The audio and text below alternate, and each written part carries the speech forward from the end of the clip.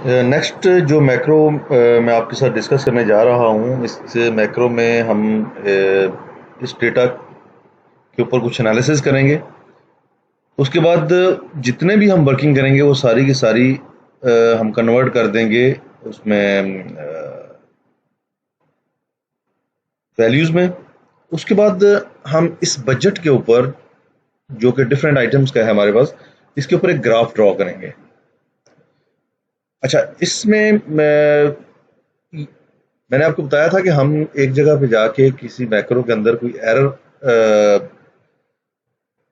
जो है वो पॉपअप करवाएंगे और फिर उस एरर को रिजॉल्व करेंगे, किस तरह से रिजॉल्व किया जा सकता है। इसके अंदर हम रैंकिंग करेंगे, इसके अंदर हम कॉन्ट्रीब्यूशंस निकालेंगे, इसके अंदर हम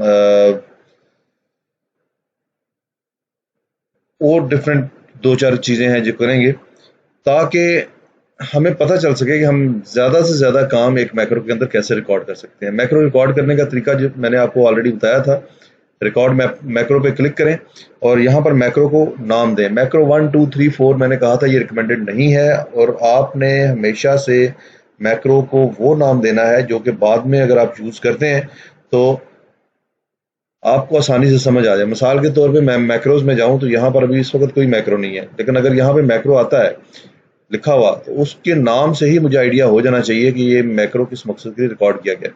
अब इस मैक्रो को मैं कैलकुलेशंस के नाम से इसको सेव करता हूँ। उसके बाद इसकी शॉर्टकट की हमने डिफाइन करनी है, कोई भी शॉर्टकट की दे दें। अगर वो शॉर्टकट की ऑलरेडी सिस्टम के अंदर किसी चीज़ को असाइन है तो उसके साथ कंट्रोल प्लस शिफ्ट ऐड हो जाएगा।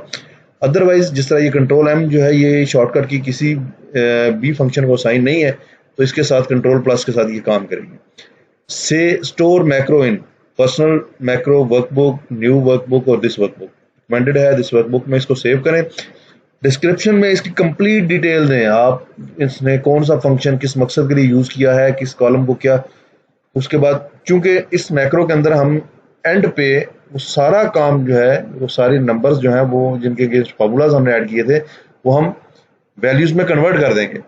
तो आप जब तक वो मैक्रो की डिस्क्रिप्शन नहीं देंगे तो फ्यूचर यूज के लिए अगर आपको ये समझना हो कि ये मैक्रो किस मकसद के लिए लिखा गया था या इसमें क्या क्या चीज़ें ऐड हो रही हैं, कैलकुलेशंस हो रही हैं, तो आप इसके बगैर नहीं समझ पाएंगे।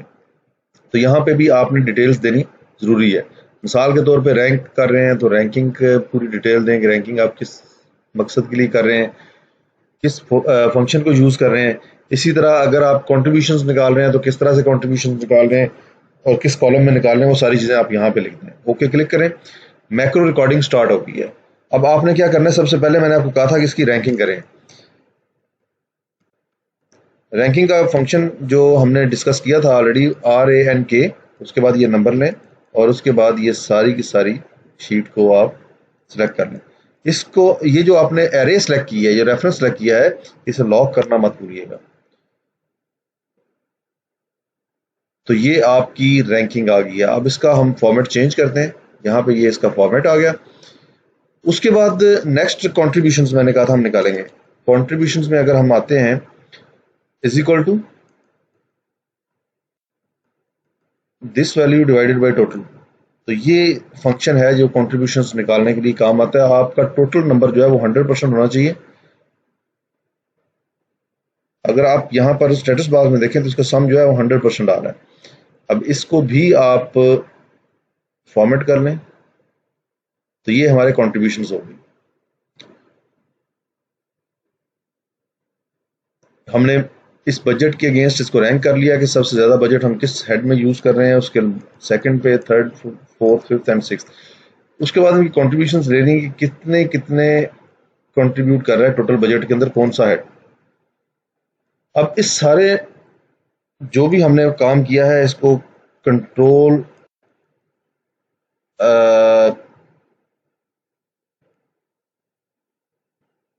ऑल्ट वी के साथ हम वैल्यूज पेस्ट कर लेंगे इसकी। अब हमारे पास यहाँ पर अब कोई भी फंक्शन नहीं रहेगा, कोई फॉर्मूला नहीं है। हमारे पास तमाम जो नंबर्स हैं वो नंबर्स की सूरत में आ गया, रैंक भी, कंट्रीब्यूशन भी। अब हमें नहीं पता कि हमने यहाँ पे कौन सा फॉर्मूला यूज़ किया था। उसके बाद इसके ऊपर हम एक ग्राफ ड्रॉ करते हैं। इंसर्ट में जाएं, यहाँ से ग्राफ ड्रॉ करें। लेट्स से कि हम इसका कॉलम चार्ट ही ड्रॉ कर लेते हैं। ये कॉलम चार्ट हमने ड्रॉ किया, इसको यहाँ से आप मूव करवाएं और ये इसके अंदर एक एरर क्रिएट हो गया। एरर उस वजह से आएगा जो काम मैक्रो आपको अलाउ नहीं करता या ऐसा काम जो कि कोडिंग में समझ नहीं आता, उससे एरर आपका हो जाएगा। इसके बाद ये मैक्रो हमारा कंप्लीट हो गया। इसके रिकॉर्डिंग को स्टॉप कर दें, एक कदर बटन लगाएं यहाँ पे। लेट्स से हम यहाँ पे एक बटन लगा लेते हैं और उससे ये कैलकुलेशंस जो है असाइन कर देते हैं। बटन का नाम चेंज करें, कैलकुलेशंस। अब जो भी काम हमने किए थे वो सारे के सारे अब यहाँ से खत्म कर दें। ये भी हमने किया था और ये भी हमने किया था। अब जरा इस पर क्लिक करें, रन टाइम एरर आ गया। एरर कहाँ पे जाके आया है? एरर आया है बजट के ऊपर। जब हमने ग्राफ के ऊपर ग्राफ की फॉर्मेटिंग की तो वो कहीं जाके समझ नहीं आई विजुअल बेसिक को या हमारी कोडिंग को कि ये क्या काम किया इसने। एरर को एंड करें। अब जितने काम आपने जहां तक एरर नहीं था वहां तक के सारे परफॉर्म हो गए हैं। जो चीजें आपने उस एरर के बाद वहां पे नोट डाउन की या जहां पे वो एरर आया वो सारी आपकी रहेंगी। इसको दोबारा से रिमूव करें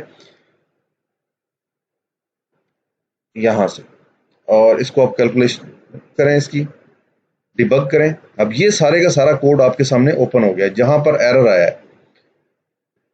ये देखिए, ये सारी वीबीए लिखा है आपका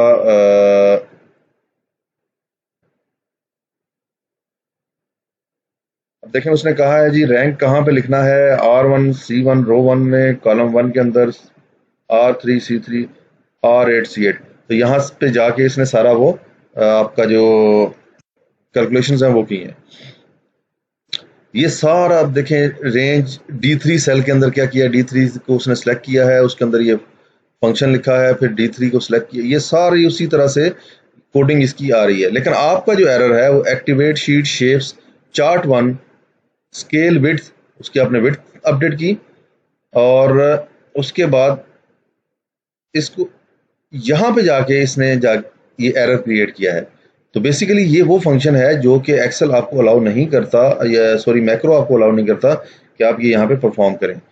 इसके लिए जो ग्राफ्स है इसको आप फॉर्मेट मत करें अपने मैक्रोज में, इसको आप सिंपली ड्रॉ करें। ड्रॉ तक वो आपका ठीक काम करेगा। अब हम इसे क्लोज करके इस मैक्रो को दोबारा से राइट करेंगे ताकि एक्चुअल में हमें क्या करना चाहिए था वो हमें समझ आ सके। कैलकुलेशंस करें, ये वहीं पे जाके आपको एरर देगा। अब आप ये जितना भी डेटा हमने इसमें ऐड किया है इस बटन के अलावा ये सारा रिमूव कर दें और इसके साथ ही मैक्रो भी डिलीट कर दें। मैक्रोज में जाएं, यहाँ से जाके इस मैक्रो को डिलीट कर दें। अब अगर आप इसके ऊपर क्लिक करते हैं तो इसके साथ कोई भी मैक्रो असाइन नहीं है और ये फंक्शन नहीं करेगा। रिकॉर्ड मैक्रो करें, कैलकुलेशंस और कंट्रोल M हमने असाइन किया था इसको। अब कंट्रोल शिफ्ट M आ गया है क्योंकि M ऑलरेडी हम कहीं पे असाइन कर चुके हैं इस वर्कबुक के अंदर। हमने सबसे पहले क्या किया था, रैंक, और रैंक करने के लिए हमने क्या किया था, रैंक का फंक्शन लिखा,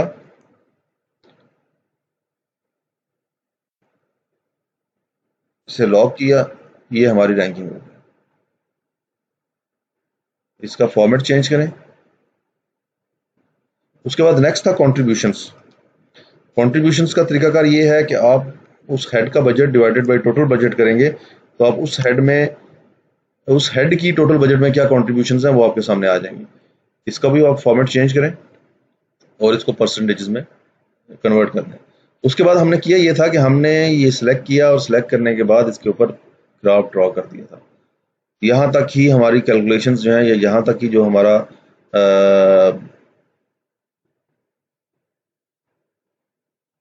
मैक्रो है वो कंप्लीट हो जाता है। उसके बाद आप डेवलपर्स में जाएं, कोड के अंदर से मैक्रो रिकॉर्डिंग स्टॉप कर दें, जो भी काम आपने किए थे वो सारे रिमूव कर दें और फ्यूचर के लिए आप इसको एक बटन के साथ असाइन कर दें। राइट क्लिक करें बटन के ऊपर, असाइन मैक्रो करें, कैलकुलेशंस, ओके। अब आपने इसके ऊपर क्लिक किया, वो सारे के सारे काम उसने परफॉर्म किए जो कि आपने इसमें किए थे। क्योंकि आपने इसमें ग्राफ को फॉर्मेट नहीं चेंज किया, उसके डिज़ाइन वगैरह, उसके कलर्स, ये चीज़ें चेंज नहीं की, जो कि मैक्रो आपको सपोर्ट नहीं करता, और वो आपका एज इट इज़ सारा काम हो गया। हमने यहाँ पर इन फंक्शंस को वैल्यूज़ में कन्वर्ट नहीं किया, तो यहाँ पे देखें ये फंक्शंस एज इट इज़ लिखे हुए आ रहे हैं। अगर हम इसको वैल्यूज़ में कन्वर्ट कर देते तो ये फंक्शंस की बजाय, ये फार्मूलाज की बजाय हमारे पास यहाँ पर वैल्यूज़ होती। तो ये था एक और मैक्रो। इसके अलावा भी मैं कोशिश करूंगा कोई 6 से 7 मैक्रोज के एग्जांपल्स जो हैं वो रिकॉर्ड करके अपलोड कर दूं। आप इनकी इसी तरह से प्रैक्टिस करते रहें और खुद से सोचें कि क्या क्या चीज़ें हैं, क्या क्या ऐसे काम हैं जो आपके डेली रूटीन में करने होते हैं आपको, और वो किस तरह से आप कर सकते हैं। उसके लिए भी मैं आपको कुछ मैक्रोज जो मैंने रिकॉर्ड किए थे अपने डैशबोर्ड्स के लिए, उनकी कुछ एग्जांपल्स दिखाऊंगा भी कि वो किस तरह से काम करते हैं।